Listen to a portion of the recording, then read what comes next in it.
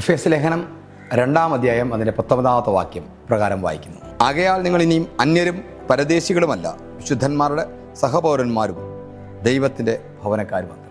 ആകയാൽ നിങ്ങൾ ഇനി അന്യരും പരദേശികളുമല്ല.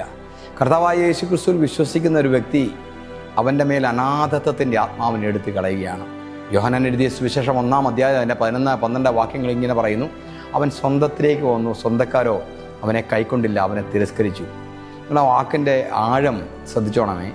ദൈവം ദൈവമായിരിക്കുകയാണ്. ദൈവത്തോട് നിങ്ങൾ ചെന്ന് പറയുകയാണ്, എനിക്ക് വേദനയാണ്. മാരുവില്ലുകൾക്ക് നടുവിൽ തേജോമയനായ ദൈവം, ജീവൻ്റെ ഉറവയായ ദൈവം, കെരൂബുകളുടെയും സാറാഫുകളുടെയും നടുവിൽ, സ്തുതികളുടെ നടുവിൽ അധിവസിക്കുന്നവനായി ദൈവത്തോട് ചെന്ന് പറയുന്നു, എനിക്ക് വേദനയുണ്ട്, നിന്ദയുണ്ട്, സങ്കടമുണ്ട് എന്ന് പറയുമ്പോൾ ദൈവത്തിൻ്റെ ദിവ്യജ്ഞാനത്താൽ അതറിയാം. എന്നാൽ തനിക്കതൊരു അനുഭവമായ അറിവല്ലത്, എക്സ്പീരിയൻഷ്യൽ നോളജ് തനിക്കതേ പറ്റിയില്ല. അതുകൊണ്ടാണ് ദൈവം തന്നെ മനുഷ്യനായി ഭൂമി വന്നു. അവൻ സ്വന്തത്തിലേക്ക് എന്ന് പറഞ്ഞു. നിങ്ങൾ എൻ്റെ സ്വന്തം എന്ന് പറഞ്ഞ് യഹൂദ ജനത്തിൻ്റെ അടുക്കിലേക്ക് ചെല്ലുകയാണ്. അവർ അവനെ തള്ളിക്കളഞ്ഞു. നിങ്ങൾക്കറിയാമോ, ലോകത്തിലെ ഏറ്റവും വലിയ വേദന സ്വന്തക്കാരാലുള്ള തിരസ്കരണമാണ്. നമ്മളെ ചേർത്ത് പിടിക്കുന്നവരുടെ ചതി, ചുംബനം കൊണ്ടേൽക്കുന്ന ചതി ആഴത്തിലാണ്. മുറിവേറ്റവനോട് ചോദിക്കുകയാണ് ആ എഴുത്തുകാരൻ. പുസ്തകം പറയുന്നു, ഇങ്ങനെ പറയുന്നു, ഈ മുറിവ് എവിടെ നിന്നുണ്ടായി എന്ന് ചോദിക്കുമ്പം പറയുന്നു, എൻ്റെ കൂട്ടുകാരൻ്റെ വീട്ടിൽ നിന്നുണ്ടായി. സ്നേഹിക്കുന്നവൻ്റെ വീട്ടിൽ നിന്നും സ്നേഹിക്കുന്നവരെ നിൽക്കുന്ന മുറിവിന് ആഴക്കൂടുതലാണ്, വേദന വല്ലാത്തതാണ്. യേശു അതിലൂടെ കടന്നുപോയി കേട്ടോ. രാത്രി അനുഭവം, സ്വന്തക്കാരവനെ തള്ളിക്കളഞ്ഞു. വളരെ സന്തോഷത്തോടെ അവരുടെ അടുക്കിലേക്ക് ചെല്ലുകയാണ്, രക്ഷയുമായി ചെല്ലുകയാണ്. ഞാൻ ഇവരുടെ അടുക്കിലേക്ക് വന്നു, കാണാതെ പോയതിനെ കണ്ടെത്താൻ വന്നു എന്ന് പറഞ്ഞ് ചെല്ലുകയാണ്. പക്ഷെ അവരതിനെ തള്ളിക്കളഞ്ഞു. യെശയ്യാവിനെ പറ്റി പറയുന്നുണ്ട്, അവൻ ആളല്ല എന്നതുപോലെയായി തീർന്നു. തള്ളിക്കളഞ്ഞെന്ന് യോഹന്നാൻ പറയുന്ന വാക്കിൻ്റെ ആഴം, ഒരാൾ തള്ളാവുന്നതിന് മാക്സിമം, ഉടയാവുന്നതിന് മാക്സിമം, ഒരു മാംസക്കഷ്ണം പോലെ ചിതറി വല്ലാതെ ആയിക്കൊണ്ട് ക്രൂശിൽ കിടക്കുകയാണ് എന്ന് പറഞ്ഞാൽ, ഒരു ബന്ധക്കാരാൽ അനാഥരാകുന്ന ഒരുത്തൻ്റെ വേദന, ആലംബഹീനനാകുന്ന ഒരുത്തൻ്റെ വേദന യേശു കടന്നു പോയിട്ട് പറയുകയാണ്. അടുത്ത വാക്യം അതാ പറയുന്നത്. ഈ 2 വാക്യങ്ങൾക്കിടയിൽ വലിയൊരു ചരിത്രമാണ് സംഭവിച്ചേക്കുന്നത്.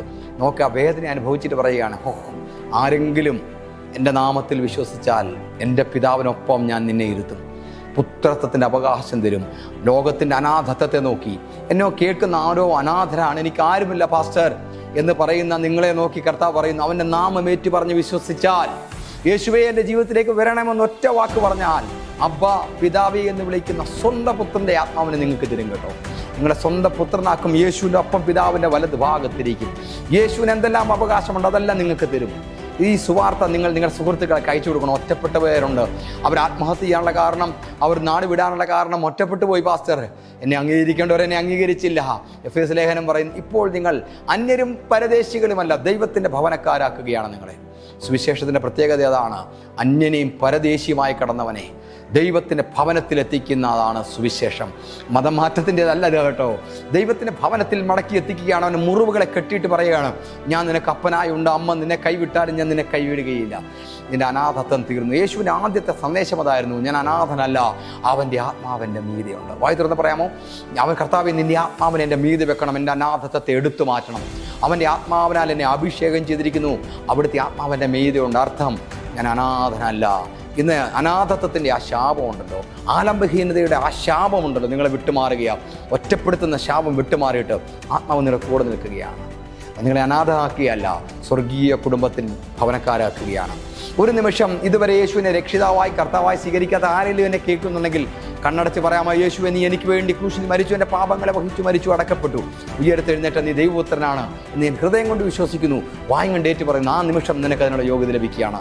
കർത്താവ് നിങ്ങളെ അനുഗ്രഹിക്കട്ടെ. ദൈവിക കുടുംബത്തിലേക്ക് നിങ്ങളെ സ്വാഗതം ചെയ്യുന്നു. കർത്താവ് നിങ്ങളെ അനുഗ്രഹിക്കട്ടെ. ഞങ്ങളുടെ ആരാധനകളിലേക്ക് നിങ്ങൾ സ്വാഗതം ചെയ്യുന്നു. കർത്താവിൻ്റെ അനുഗ്രഹത്താൽ നിങ്ങൾ അനുഗ്രഹിക്കപ്പെടട്ടെ.